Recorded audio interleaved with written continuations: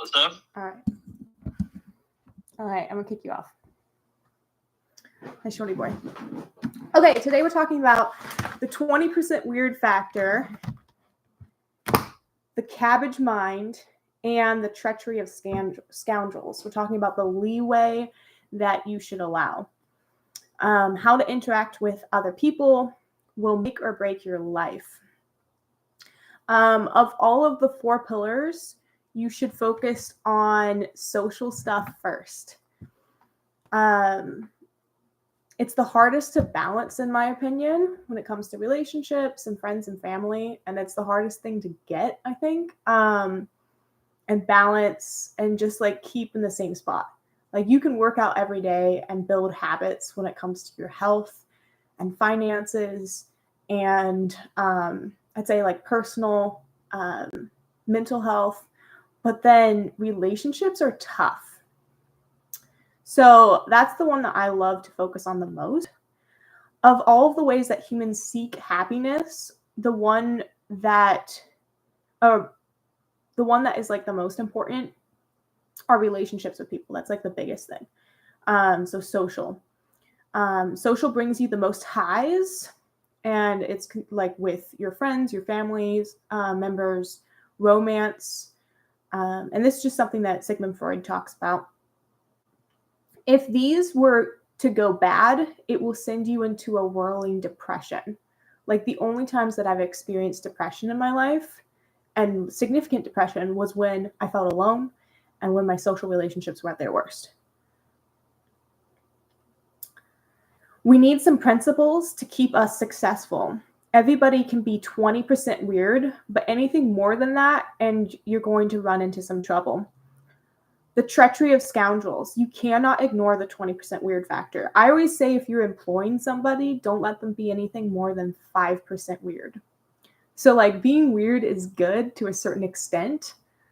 Think of some of the most successful people in the world. Like they're a little bit weird. But once you get beyond 5% weird for an employee, then they're unpredictable and unreliable. If your friends are more than 20% weird, then you never know if they might throw you under the bus, if they're going to be long-term trustworthy. Like there's some other issues there. So if you hire somebody that is 20% weird, 30% weird, they might just not show up one day, have some serious issues. Everybody is weird in some way, and weird is good in some ways.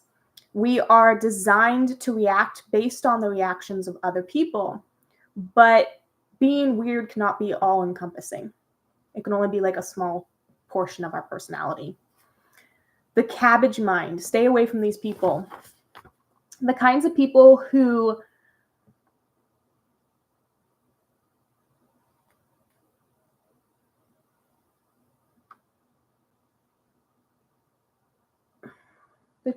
kinds of people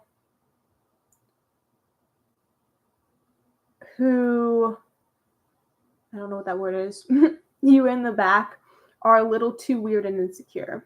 I'm assuming it says like stab you in the back. The kinds of people that stab you in the back are a little too weird and insecure.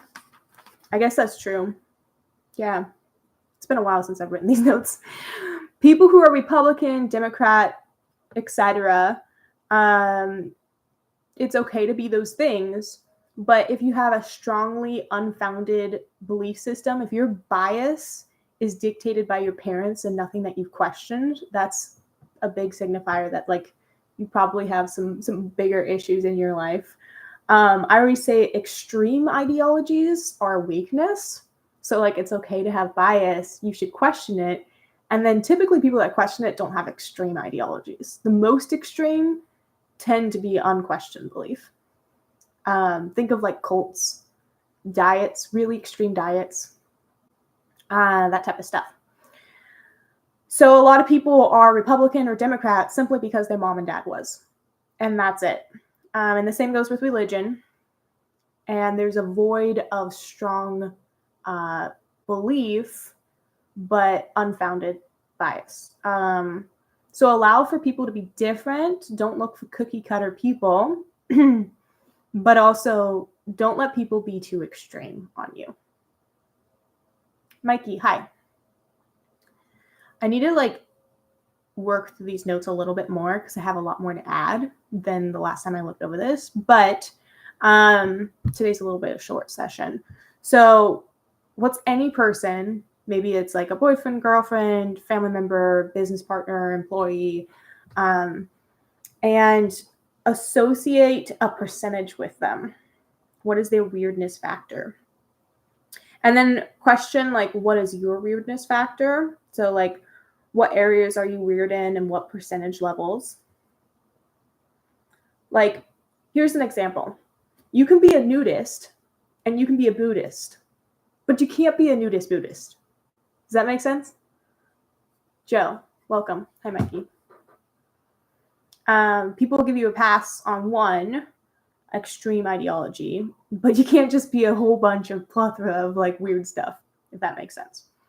How are you dealing with the insecurities in your life? Who are the insecure people in your life, and what are you doing to slowly fade them out of your life? The most successful people are willing to give up relationships.